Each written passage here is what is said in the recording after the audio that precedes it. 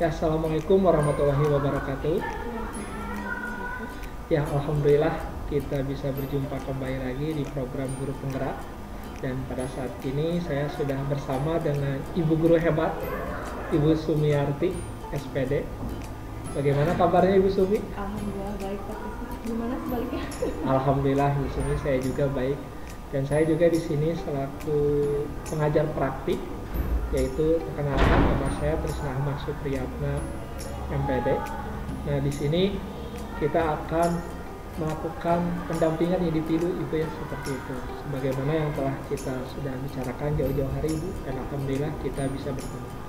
Dan tentunya Ibu ada slogan Ibu ya di filosofi Ki Hajar Dewantara itu, yaitu kita harus ada slogan yang digaungkan, yaitu salam dan bahagia.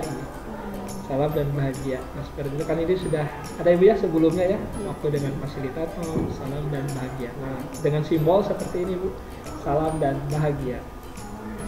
Nah, ya seperti itu. Nah, mudah-mudahan dengan pendamping hidup bidak ini kita diberikan keselamatan, keberkahan, dan tentunya kita senantiasa berbahagia Ibu ya, seperti itu. Ya Ibu.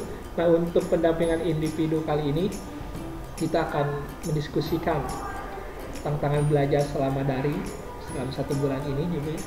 Terus yang kedua, kita juga akan merefleksi penerapan Ki Hajar Dewantara di kelas, bagaimana perubahannya seperti itu.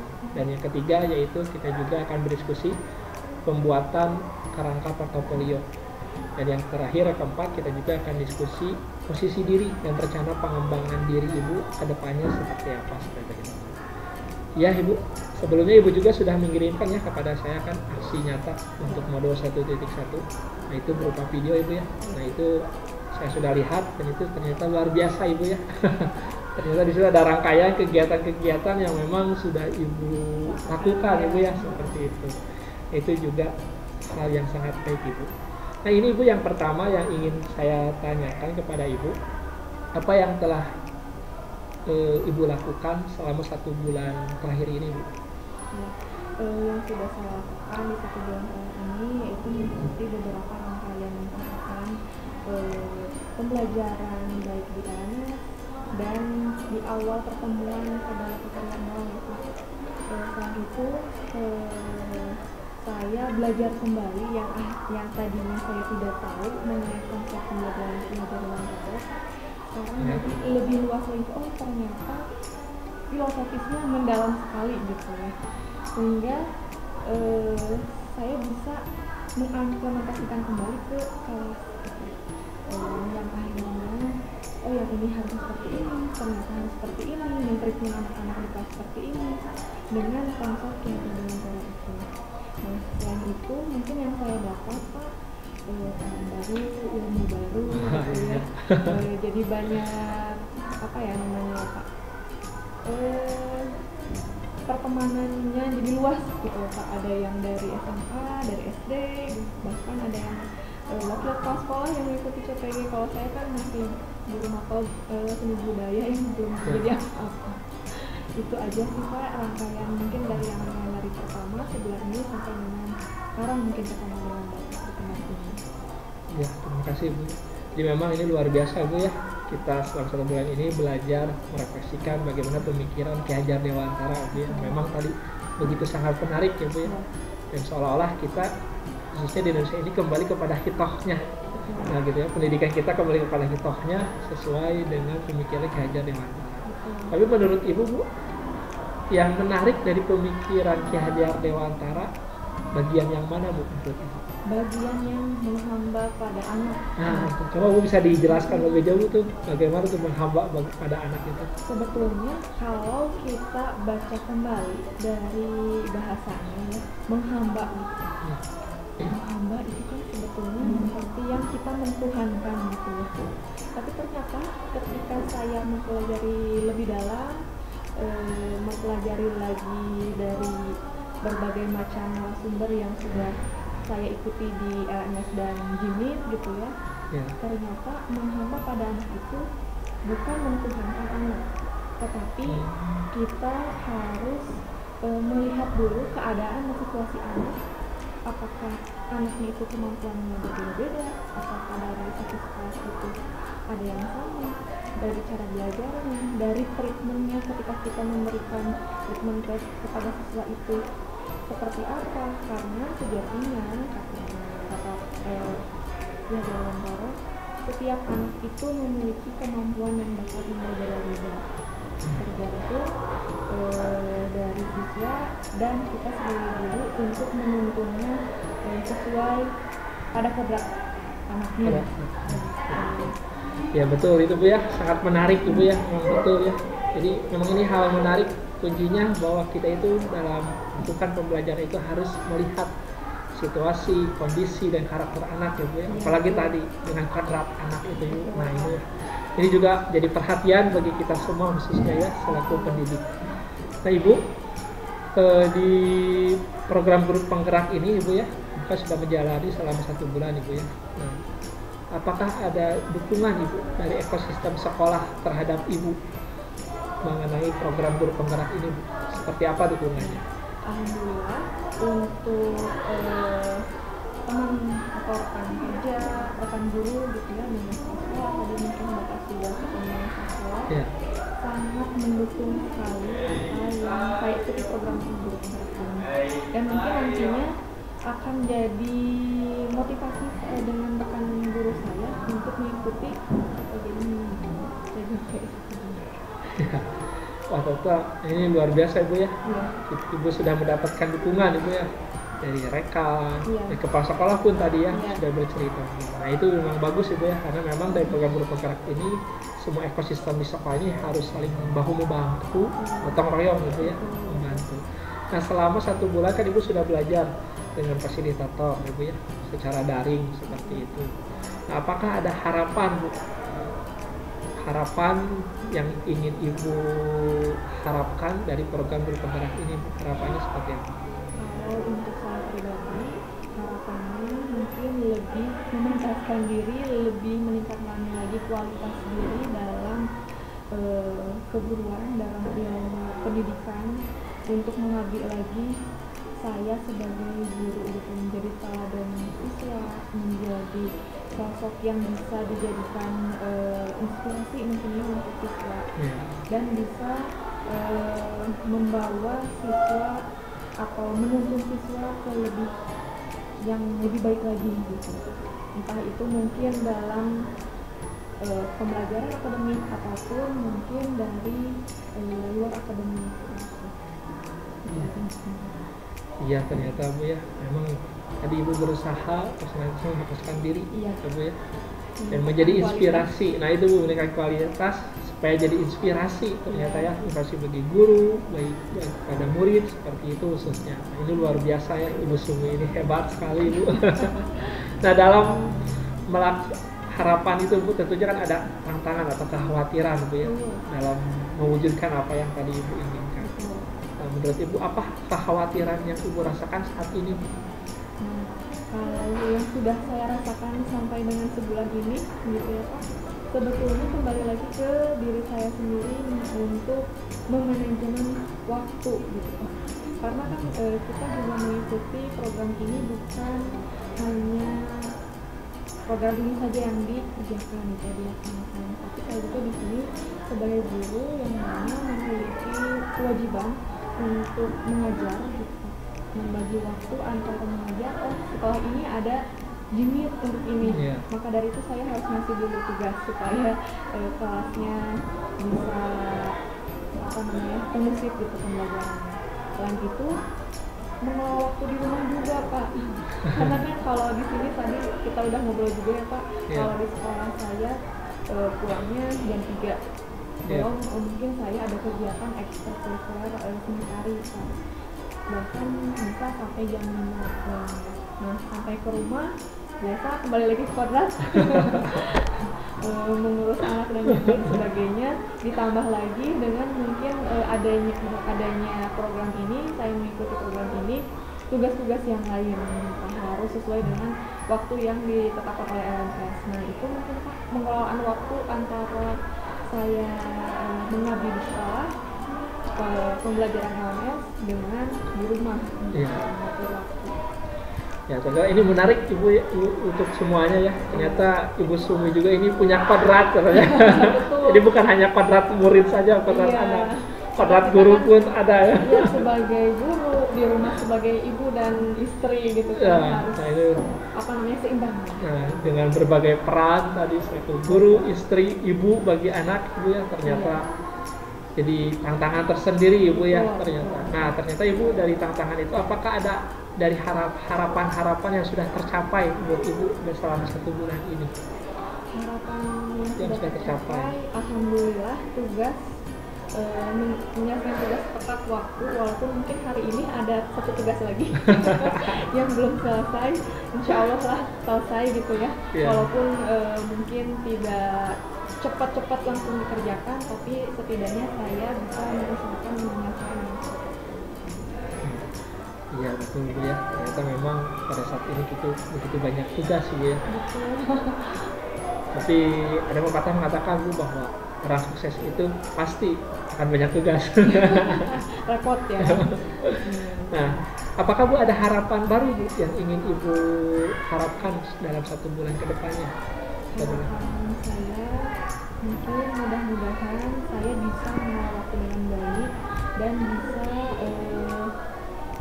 mendapatkan ilmu yang bermanfaat sehingga kualitas diri saya dalam pendidikan ini bisa meningkat gitu. Selain itu mungkin dari sisi waktu dan tugas-tugas mudah-mudahan bisa terkejar gitu sesuai dengan harapan. Nah ya Bu, ya kan tadi Ibu juga sudah menjelaskan Bu ya harapan Ibu ke depan, terus kekhawatiran Ibu kan dengan peran Ibu yang luar biasa tadi. Nah, dukungan seperti apa Bu yang Ibu harapkan? Baik itu dari kepala sekolah, dari rekan kerja, atau mungkin dari murid, bisa jadi mungkin dari murid. Coba Bu. Kalau untuk harapan kepala sekolah, alhamdulillah sudah didukung ya saya. Mungkin kedepannya harapannya adalah ketika ada yang mungkin saya meminta bantuan, pasti insya Allah lah ya disupport gitu oleh kepala sekolah, dari kepala sekolah atau rekan kerja. Nah, kalau untuk murid mungkin untuk kedepannya insya Allah dalam menuntun siswa bisa bekerja sama dalam pembelajaran. Tapi inti dari dukungan dari circle itu semua yang paling harus mendukung itu adalah circle keluarga. Keluarga, karena betul. Kan sejatinya kalau seorang perempuan yang sudah berkeluarga pasti harus minta izin suami ya, anak tentunya. Karena kalau misalkan kita tidak bisa mengelola waktu mana yang harus dikerjakan di rumah atau misalkan di sekolah, itu mungkin takutnya kedepannya akan tidak berimbas negatif gitu, entah itu dalam keluarga ataupun kerjaan.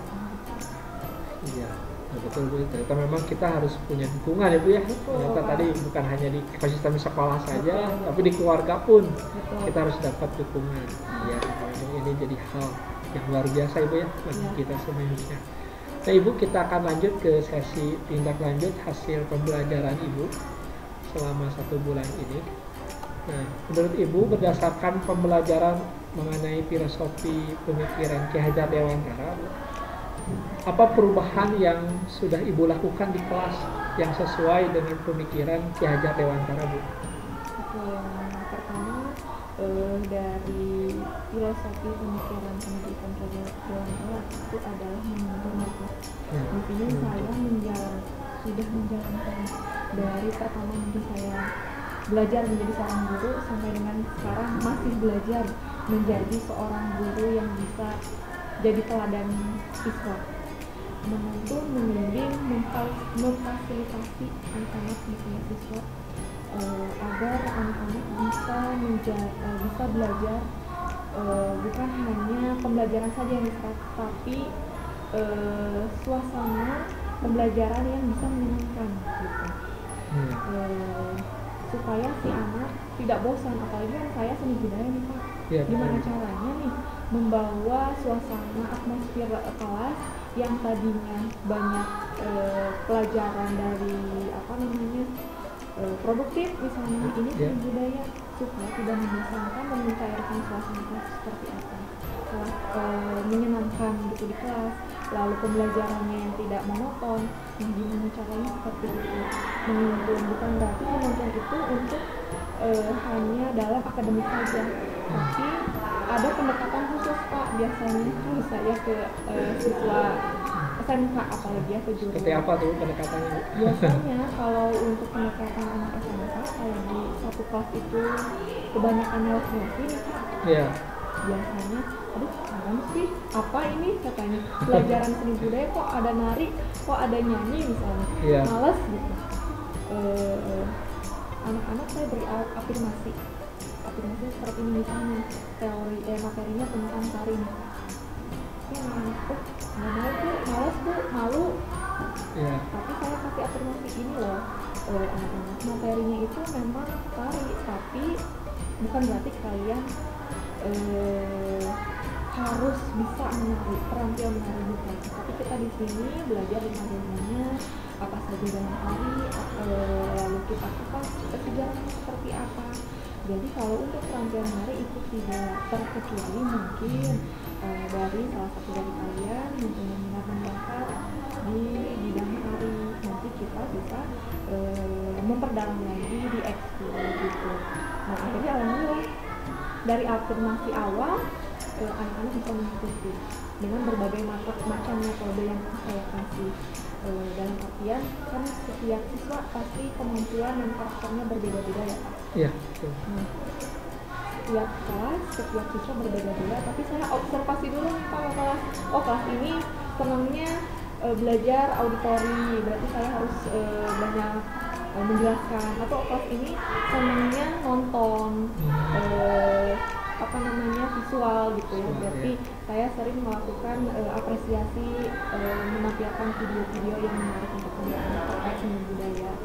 Atau misalnya di kelas ini kinestetik, berarti mereka lebih ke gerak, berarti di kelas itu saya lebih banyak memberikan anak-anak untuk aktif bergerak gitu.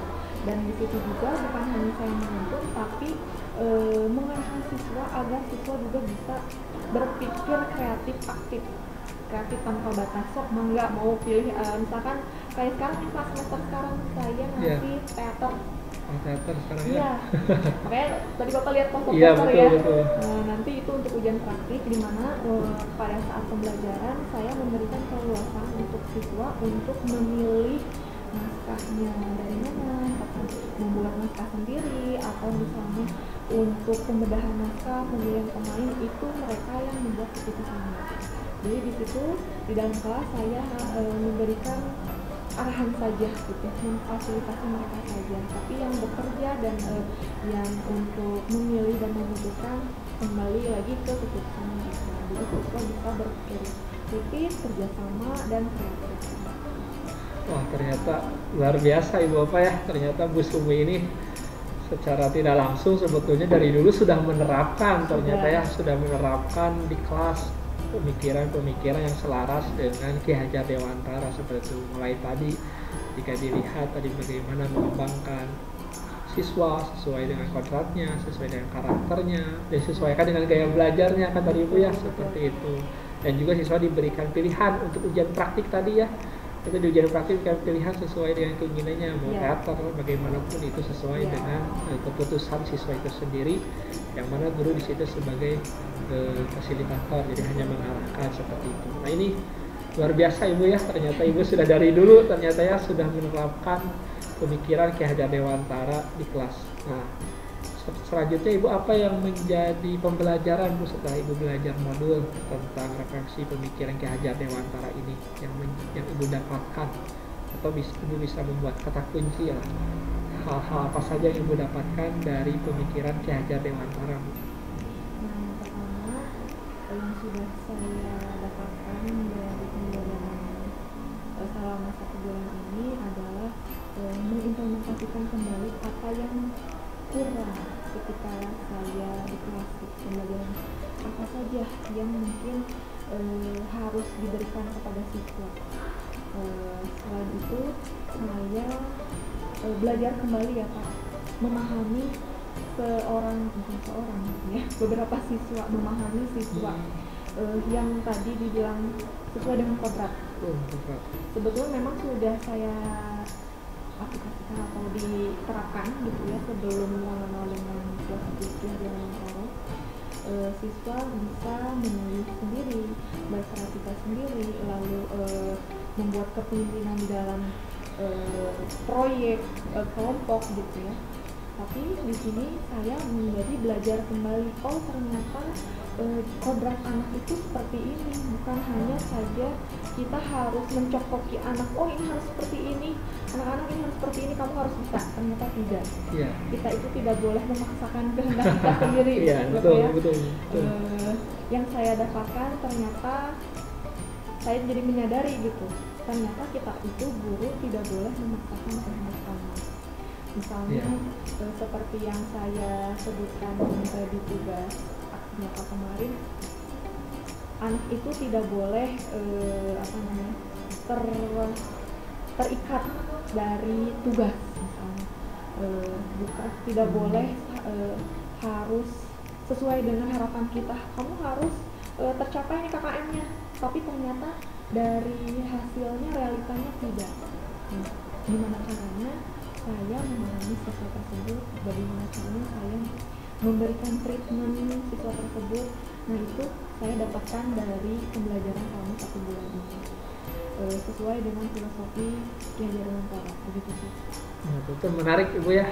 Ternyata tadi Ibu sudah dapatkan pembelajaran, ternyata bahwa jadi ada pembelajaran bagi kita semuanya, bahwa dalam mempelajarkan anak itu tidak harus memaksa kan, seperti itu Ibu ya. Nah, bagaimana Ibu respon dari peserta didik Ibu atau dari murid Ibu setelah Ibu menerapkan pemikiran Ki Hajar Dewantara seperti tadi? Alhamdulillah sih Pak, ketika saya melihat peserta didik, apalagi sekarang sudah tatap muka 100%, jadi saya sudah lihat bagaimana respon anak-anak ketika di dalam kelas. Ketika saya menerapkan filosofi Ki Hajar Dewantara kepada siswa, anak memberikan feedbacknya kepada saya, di antaranya perubahan perilaku yang tadinya mungkin sebelumnya kalau kita daring malu-malu, tidak mau berbaur, sekarang mau berbaur. Lalu kreativitas mereka terpancing, akhirnya dari sebelumnya tidak mau berbaur jadi mau berbaur, berkelompok, biasanya gotong royong untuk mengikuti pembelajaran seni budaya, apalagi sekarang ada proyek gitu. Selain perubahan perilaku, mereka terpancing kreativitas bukan hanya di situ aja gitu, tapi mereka bisa berpikir kreativitas secara bebas dan luas. Nah, kembali lagi ke kodrat anak, ambil lagi ke keputusan mereka mau seperti apa. Jadi saya hanya membimbing mereka sampai akhirnya nanti ujian praktik mereka sendiri yang terjun ke lapangan untuk membuat sebuah pergerakan mereka. Wah, ternyata ini sangat menarik Ibu Pak ya, untuk semuanya. Ternyata Ibu Sumi ini mempunyai jiwa penggerak untuk menggerakkan pemikiran Ki Hajar Dewantara. Nah, menurut Ibu, kan tadi Ibu sudah membuat implementasi Ibu ya di kelas mengenai pemikiran Ki Hajar Dewantara di kelas. Nah, menurut Ibu apa yang sudah baik dan apa yang perlu diperbaiki Ibu ke depannya? Yang sudah baik dan sudah berjalan itu adalah pembiasaan karakter, pembentukan karakter, di mana di sekolah saya ada pembiasaan karakter yang disebut dengan 5S, kunjung, sapa, salam, sopan, santun. Jadi tadi mungkin ya Pak, kalau kita papasan dengan siswa ada yang salam, ada yang salim gitu ya. Nah itu harus dibiasakan. Selain di luar kelas, dalam kelas dibiasakan baca doa dan menghormati dan menghargai sesama temannya. Nah mungkin yang belum apa namanya tadi Pak? Yang perlu diperbaiki. Yang perlu diperbaiki adalah mengelola kelas yang baik, dan kalau benar mah mungkin tidak ada ya. Yang baik mungkin ya, mengelola kelas yang baik. Kalau benar mungkin semua orang ada patokan benar dan tidaknya ya. Jadi mengelola kelas yang baik itu seperti apa? Karena memang untuk jenjang SMK ini, di mana siswa itu sudah berpikir kritis, di mana kita juga harus paham psikologi anak itu seperti apa. Ada yang memang di kelasnya itu siswanya pendiam, ada yang mungkin lebih aktif di kelasnya. Nah, mungkin di situ saya harus lebih meningkatkan kembali memahami psikologi anak masing-masing itu, supaya ketika pembelajaran bisa berproses dengan baik dan mencapai tujuan pembelajaran. Gitu. Iya, ternyata memang ini memang dirasakan Ibu Bapak semuanya oleh saya juga, termasuk tadi ketika saya datang ke SMK Yadika Soreang ini, yang mana implementasinya dari senyum, salam, sopan santun, ternyata itu dirasakan misalnya oleh saya sendiri juga seperti itu, bagaimana siswa-siswa di SMK Yadika ini seperti itu. Nah, tentunya ini juga Ibu jadi perubahan Ibu ya, perubahan konkret. Nah, apakah perubahan ini Ibu sudah diterapkan di aksi nyata yang di LMS, sudah dituangkan? Perubahan yang implementasi yang tadi Ibu sebutkan ya, sudah Ibu tuangkan dalam aksi nyatanya? Belum Pak, kebetulan.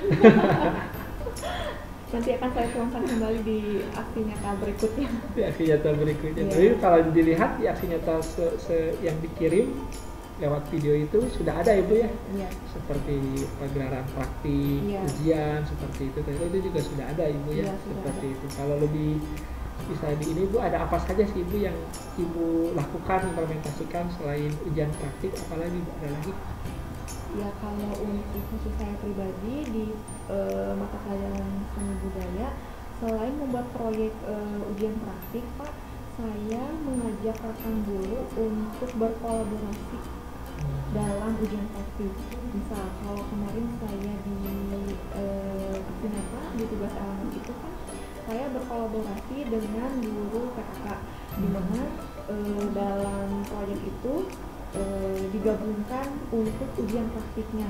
Misal untuk seni budaya, siswa yang mengikuti ujian praktik seni budaya, mereka menampilkan berbagai macam kesenian. Ada yang menyanyi, ada yang melukis, ada yang menari, ada yang membuat teater.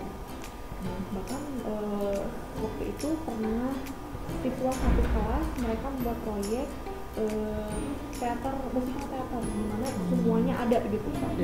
Musiknya ada, nyanyi, nari, actingnya ada, itu ada. Nah, tapi untuk kolaborasi dengan guru PK-nya, yaitu di luar adalah membuat stand-stand makanan, dimana ketika ujian praktik yang seni budaya kan ada pentas seni ya Pak nih. Nih, anak-anak yang lain ada yang di ujian PKK, mereka menjual segala macam makanan dan minuman yang mereka buat, termasuk pembuatan laporan pengeluaran dan pemasukan penjualan.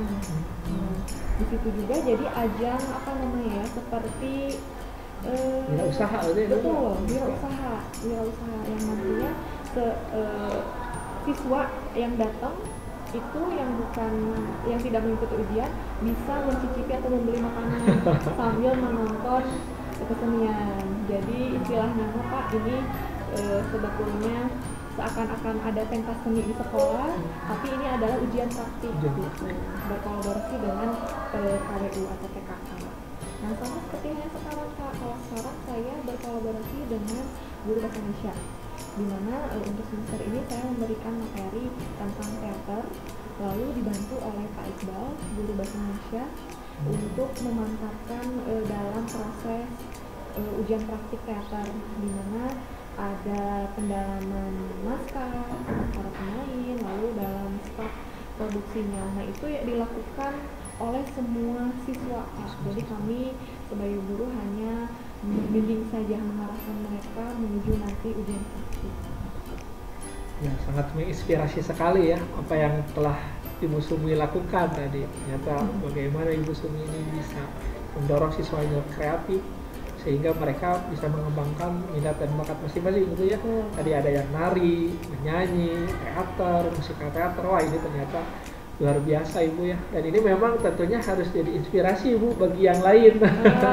Bagi yang lain. Nah, menurut Ibu, supaya ini jadi inspirasi, jadi praktik baik yang bisa dilihat gitu ya, bukan hanya oleh SMK Yadika saja nih, tetapi oleh masyarakat umum, bahkan dunia mungkin seperti itu. Maka tentunya ini harus didokumentasikan dalam kerangka portofolio digital Ibu ya. Nah, kedepannya Ibu, media apa Ibu yang akan Ibu gunakan Ibu untuk membuat portofolio digital ini, sehingga apa yang telah Ibu lakukan tadi Ibu ya, praktik-praktik baik, implementasi di kelas, bisa disebarkan ke hal lainnya, masyarakat umum lainnya. Betul. Media apa Bu? Ya, kalau zaman sekarang karena sudah canggih dan sudah maju ya Pak. Iya betul. Apalagi anak-anak sekarang itu lebih suka media sosial. Jadi saya akan mengangkat ke media sosial, misalnya ke Instagram, ke YouTube, atau membuat portofolionya di Google Site yang kita arahkan ya di Google Site. Nah, karena sekarang ini media sosial yang selalu dijadikan kebiasaan bersosial media, biasanya Instagram Pak yang selalu dibuka-buka sama anak zaman sekarang, ataupun bukan hanya siswa ya atau anak zaman sekarang, tapi itu semua umur, bahkan ya ada yang masih kecil atau misalkan yang sudah dewasa pun seperti kita atau saya masih sering bermain media sosial atau YouTube, bahkan bisa lewat YouTube. Ya memang ini jadi hal yang menarik ya di zaman saat ini, apalagi di zaman era medsos, media sosial ya. Bahkan the power of medsos, ya, bagaimana kekuatan bisa jadi trending dan nah iya viral, betul ya. Kekuatan media sosial jadi viral, jadi trending, ini jadi kekuatan yang luar biasa. Nah begitupun Ibu juga tadi, selain medsos Ibu juga membuat di Google Site ya, seperti itu. Ini juga hal yang sangat menarik, yang mana mudah-mudahan portofolio kita ini bisa tersimpan Ibu ya, sehingga hasil-hasil Ibu bisa dilihat dan dinikmati, jadi inspirasi bagi yang lainnya, khususnya seperti itu. Nah selanjutnya Ibu, komponen apa saja Bu yang akan Ibu tampilkan di media atau di platform digital tersebut? Komponen isinya apa saja? Jika Ibu tadi kan mau buat media lewat Google Site ataupun di medsos Ibu ya, seperti itu. Nah komponennya isinya apa saja Bu? Isi konten yang akan disebar, konten yang disebar, nah gitu Bu. Mungkin untuk perencanaan dari sekarang isinya adalah program-program yang seperti kaum guru penggerak ini saya buat konten, saya sebarluaskan apa saja sih ketika saya mengikuti guru penggerak ini, bagaimana sih perasaannya, atau apa saja yang sudah dilalui, bisa di-share dan dipublikasikan di media sosial, ataupun apa saja sih kegiatan saya yang bisa sesuai dengan apa yang sudah saya dapatkan di CGP ini gitu. Jadi bisa menginspirasi semua orang yang bisa melihat media sosial saya, ataupun dari filter terdekat aja Pak, rekan guru saya mungkin, oh ini ternyata di sini di dalam program guru penggerak ini ternyata ada ini ya, ternyata tidak serumit yang dipikirkan, ternyata tidak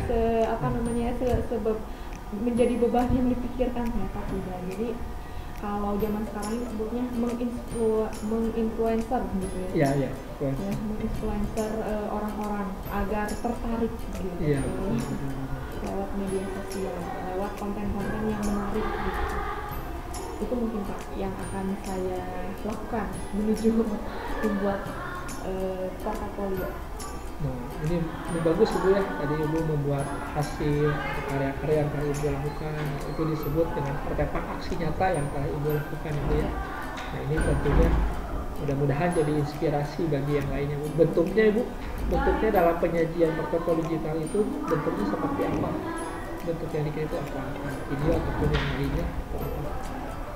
Berupa tulisan mungkin atau apa? Berupa tulisan, berupa video dan gambar. Biasanya kalau orang-orang ketika kita melihat medsos, kita itu tertarik pada gambar yang menarik gitu. Yeah. Selain dari gambar, pasti video yang menarik gitu mungkin Pak. Dan tulisan pastinya. Kalau misalkan hanya seperti poster, kalau di poster tidak ada gambar, maka tidak ada penyampaian pesan. Atau sebaliknya kalau poster tidak ada tulisan, tapi gambarnya ada. Kalau misalnya kita sebagai orang yang melihat, mengapresiasi poster tersebut kurang paham, mau menyampaikan pesan apa, Jadi Iya. harus lengkap antara gambar yang diperlihatkan yang menarik dengan kalau disebut memang captionnya. Nah, iya betul. Jadi memang dalam penyajian foto digital ini kuncinya kita harus menarik Ibu ya. Betul. Baik dari gambar, tulisan maupun video nanti yang akan disampaikan. Nah, seperti itu. Iya.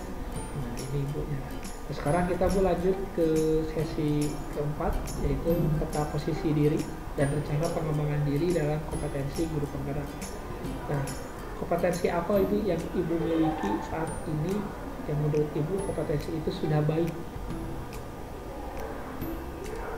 Kompetensi yang sudah dimiliki ya Pak. Ya, kan guru penggerak itu ada 4 kompetensi Ibu ya. Nah, mulai dari mengembangkan diri dan orang lain dan lain sebagainya. Nah, kompetensi apa yang Ibu miliki saat ini menurut Ibu? Ya, tadi seperti yang disebutkan Pak Isma juga, kompetensi mengembangkan diri dan orang lain, tentunya di saya pribadi dan di sekolah ya Pak. Iya. Untuk mengembangkan diri ini, saya bisa mengembangkan kompetensi diri sendiri, meningkatkan kualitas diri untuk mengikuti guru penggerak ini supaya saya lebih pemahaman dan ilmu saya lebih berkualitas lagi sebagai pendidik. Selain itu, mengembangkan orang lain, saya membantu teman-teman dan rekan-rekan guru di sini untuk misalnya nih contohnya kalau untuk sekarang yang sedang dijalani sebagai panitia ujian gitu. Mengikuti seperti itu. Jadi kalau ada program-program di sekolah atau acara-acara di sekolah, saya ikut serta gitu dan mengajak teman atau rekan kerja untuk mengikuti program tersebut. Jadi mungkin Pak. Ya, jadi itu kompetensi Ibu miliki Ibu ya. Ibu mulai dari mengembangkan diri dan orang lain, dan Ibu sudah mulai Ibu ya bersama-sama dengan orang lain untuk mengembangkan orang lain. Nah, menurut Ibu Bu, dari 4 kompetensi yang harus dimiliki oleh calon guru penggerak, Ibu, kompetensi apa yang menurut Ibu perlu Ibu tingkatkan dalam diri Ibu? Kompetensi untuk kompetensinya ada apa aja ya Pak? Ya, misalkan dalam pengembangan pembelajaran sekolah, Iya. memimpin pembelajaran yang berpusat pada murid, mungkin. Nah, memanage sekolah, mengembangkan kurikulum, program sekolah, dan pembelajaran berpusat pada murid seperti itu. Nah, yang menurut Ibu yang perlu Ibu tingkatkan yang mana? Untuk saya pribadi, yang tadi Pak kompetensi memimpin manajemen sekolah. Memimpin manajemen sekolah. Nah itu karena saya dalam memimpin manajemen sekolah belum terlalu ikut serta dalam hal tersebut, jadi saya perlu lagi belajar dan ikut lagi mengembangkan rekan kerja yang sudah memang dalam hal tersebut dijalankan gitu. Nah saya dalam proses tersebut belum sampai ke sana, maka dari itu mungkin saya harus lebih ditingkatkan kembali dalam kompetensi tersebut, entah itu mengembangkan visi terhadap visi sekolah terhadap siswa ataupun kepemimpinan sekolah atau manajemen sekolah, itu saya perlu mendalami lagi dalam hal tersebut. Ya, jadi memang Ibu ingin mendalami Ibu ya, Iya. bagaimana memanage sekolah seperti itu. Nah, apakah ada rencana Bu yang Ibu lakukan ke depannya supaya Ibu bisa meningkatkan kemampuan memanage sekolah itu? Apakah Ibu akan kegiatan apa, ikut apa, itu ke depannya seperti apa Bu untuk meningkatkan kemampuan kompetensi itu? Untuk meningkatkan kemampuan tersebut, mungkin karena saya belum pernah ya Pak, Ya. saya akan mengikuti program sekolah, misalnya kita ada PPDB untuk siswa baru ya. Saya ikut serta untuk menyebarkan atau mempromosikan sekolah dalam jejaring sosial, media sosial, atau misalnya dari manajemen sekolah untuk mengembangkan visi sekolah dan manajemen sekolah itu seperti apa sih. Nah, mungkin nanti akan dipelajari lebih dalam lagi dan lebih detail lagi mengenai program sekolahnya apa saja, supaya saya juga bisa membantu kemajuan demi kemajuan sekolah ini.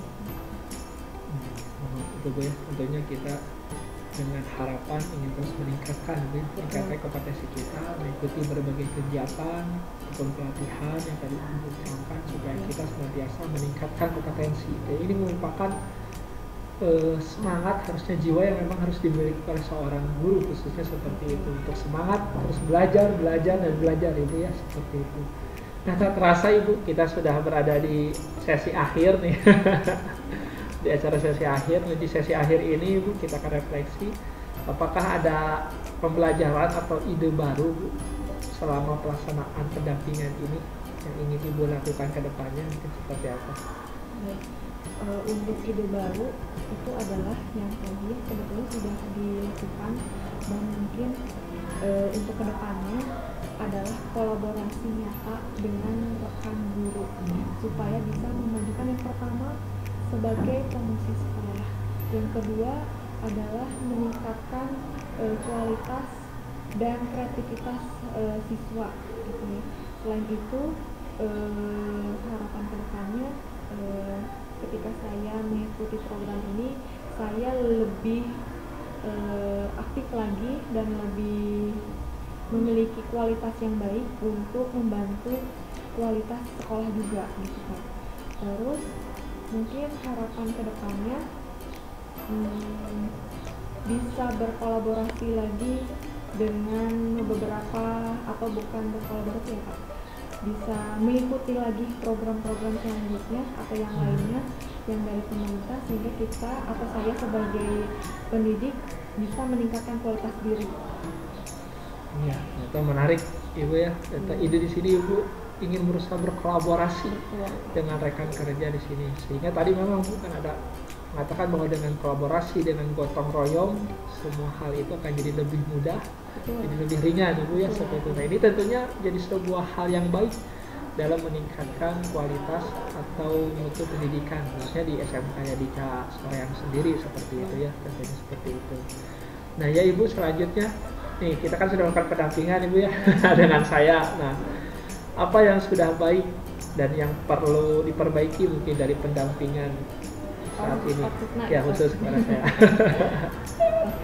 Mungkin kalau yang sudah berjalan Ibu ya, Bapak saya merasa terbantu sekali, sudah ada tuntunan dari Bapak gitu ya, bimbingan dari Bapak selama saya mengikuti CGP ini, alhamdulillah. Tapi mungkin untuk jadwal ini mah ke Bapak aja lah mendingan daripada kayak kemarin ya jadi pahala-pahala ya Pak ya. Iya. Boleh. Jadi kan kalau misalkan Bapak yang bikin mah yang lain tidak bisa mengelak gitu. Jadi sudah ditentukan oleh Bapak sendiri. Tapi untuk kedepannya alhamdulillah sih kita bisa bekerja sama dengan baik. Bapak sangat membantu apa yang saya tadinya nggak paham, banyak-banyak nanya ke Bapak ya, sama Bapak dijawab, alhamdulillah. Jadi ada pencerahan gitu mengenai program ini ke depannya seperti apa, yang tadinya saya nggak paham, ini program apa sih, ini untuk apa gitu tujuannya. Dan ternyata setelah 1 bulan mengalami atau mengikuti program ini, alhamdulillah pencerahan dan sudah terbuka pemikiran saya mengenai program guru pengarah, dan terkhusus dari Bapak juga sudah ada pencerahan untuk saya, alhamdulillah ya Pak. Jadi terbantu gitu, entah itu dalam informasi, dalam tugas, atau untuk tugas LMS. Dan mungkin sekarang ya dari pendampingan sudah ada kisi-kisinya dari Bapak, sehingga saya juga ketika rekaman ini berlangsung, saya harus seperti ini alurnya, seperti ini, jadi tidak terlalu gelap. Ada pencerahan dari Bapak itu mungkin Pak. Ya, terima kasih Ibu. Memang ini yang memang kita harapkan bersama Ibu ya. Kita bisa tadi sebagaimana Ibu bilang, kita bisa berkolaborasi satu sama lain. Karena tanpa disadari justru saya juga Bu terinspirasi oleh Ibu sebetulnya ya. Tanpa disadari saya juga terinspirasi dengan karya ataupun hasil aksi nyata yang telah Ibu lakukan khususnya di SMK seperti itu. Nah, ini juga jadi pembelajaran juga bagi saya. Kita sama-sama saling Ibu ya, saling belajar, bahu-membahu, bergotong royong untuk bisa mensukseskan, meningkatkan ekosistem sekolah kita masing-masing seperti itu. Dan alhamdulillah Ibu, terima kasih, kita sudah di akhir. Dan mudah-mudahan tadi apa yang telah Ibu lakukan ibu bisa istiqomah tetap terus melanjutkan praktik-praktik baiknya. Amin. Dan tadi harapan-harapan ibu, keinginan ibu, rencana-rencana ibu, mudah-mudahan itu pun bisa tercapai, bisa ibu laksanakan dengan konsisten ibu ya. Nah seperti bagaimana, apalagi ibu dengan berbagai perannya ya seperti itu. Nah ini tentunya mudah-mudahan apa yang ibu harapkan, kekhawatiran yang ibu tadi khawatirkan, mudah-mudahan tidak terjadi dan mudah-mudahan bisa tercapai dan sukses untuk bersama. Semoga kedepannya kita lancar dan sukses ya Pak. Ya, mungkin tadi ya Bu ya, untuk pendampingan lebih baik diatur saja langsung lah ya. Iya. Saya. Soalnya kan kalau sekarang kita sebetulnya kalau untuk pertengahan tahun di ajaran tahun sekolah biasanya kan ada kenaikan kelas tuh Pak, banyak sekali kegiatan ya, kita sebagai guru banyak sekali kegiatan yang padat, jadi mending lebih baik diatur sama Bapak aja. Iya Ibu, terima kasih Ibu atas perhatian dan waktunya, dan kita juga di sesi akhir ini mudah-mudahan semuanya yang ada yang menonton nantinya ke depannya diberikan kesehatan juga, dan mudah-mudahan kita bisa bertemu di kesempatan yang lainnya. Tutup dengan bagaimana slogan Ki Hajar Dewantara, salam dan bahagia.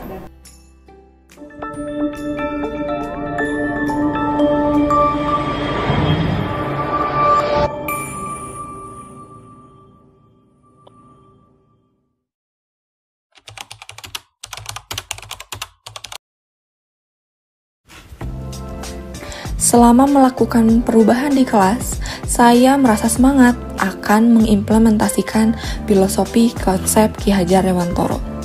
Kadang karena merasa saya ini perfeksionis, ingin segala sesuatu sesuai dengan rencana, seperti halnya tujuan pembelajaran harus tercapai sesuai dengan KKM yang sudah ditentukan sekolah.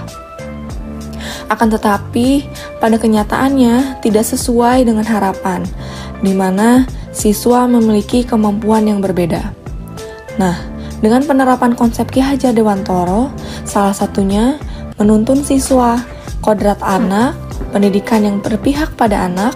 Dari konsep filosofi tersebut, saya sebagai guru menjadi tahu dan ingin tahu serta belajar lagi dalam berproses untuk memahami setiap siswa dan setiap atmosfer kelas dengan cara memberikan beberapa metode yang sesuai dengan cara dan gaya belajar siswa, baik gaya auditori, visual, kinestetik, dan bila mana sudah mengetahui proses metode belajar seperti apa yang disukai siswa, maka pembelajaran akan menyenangkan dan tujuan pembelajaran tercapai. Ide atau gagasan yang timbul sepanjang proses perubahan ialah ketika saya memahami filosofi Ki Hajar Dewantara, bahwa pendidikan berhamba pada siswa, yang bermakna pembelajaran berpusat pada anak dan bebas dari segala ikatan, yang mana saya sebagai guru hanya sebagai fasilitator, membimbing siswa pada saat pembelajaran sampai dengan tercapainya tujuan belajar.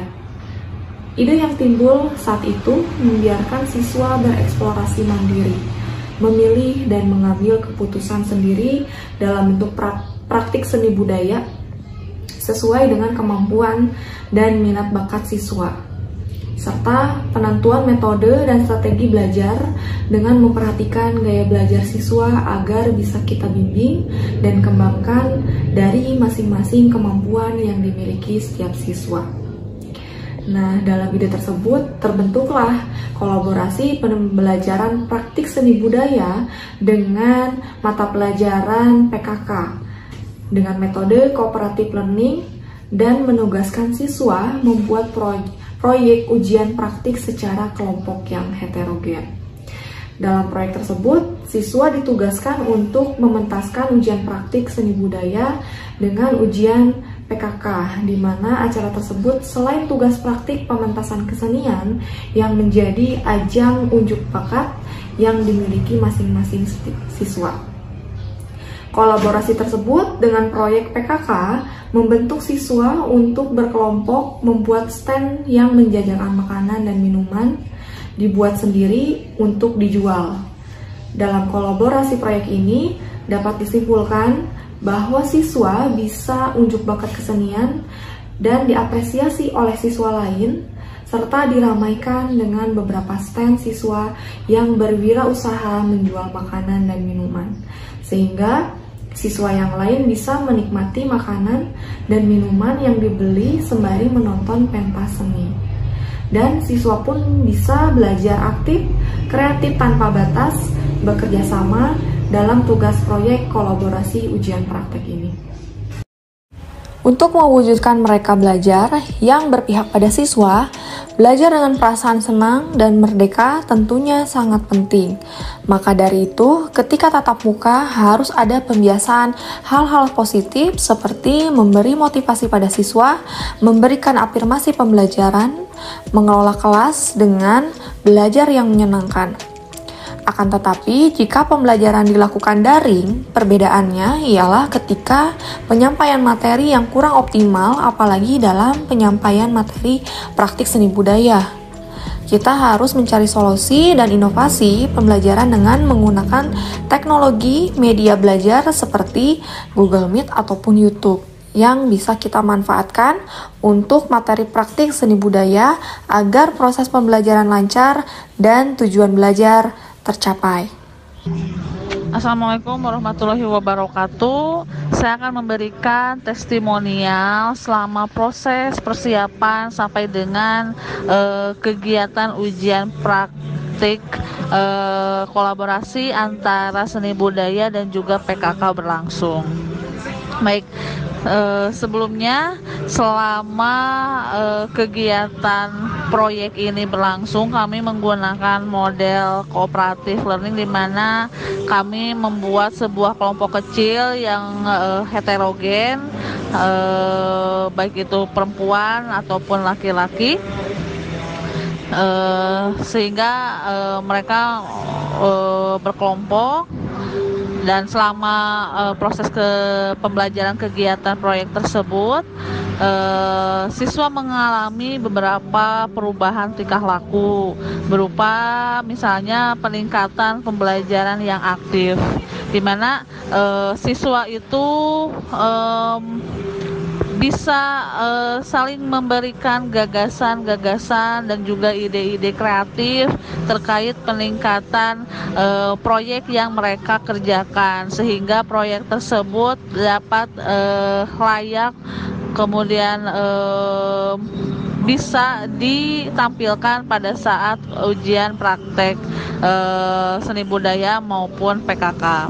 Selain itu juga selama proses kegiatan berlangsung tersebut, suasana pembelajaran yang menyenangkan bagi siswa tersebut membuat siswa lebih kreatif dan juga inovatif untuk menghasilkan hasil proyek atau hasil karya yang dapat mereka banggakan atau dapat mereka tampilkan pada saat ujian praktik tersebut. Banyak sekali hal positif dari perubahan tingkah laku yang terjadi ketika pembelajaran ataupun ketika pada saat proses pembelajaran sampai dengan ujian praktik itu berlangsung. Ya, itu mungkin beberapa testimonial yang bisa saya sampaikan terkait perubahan yang terjadi setelah pembelajaran seni budaya dan juga PKK. Terima kasih. Wassalamualaikum warahmatullahi wabarakatuh.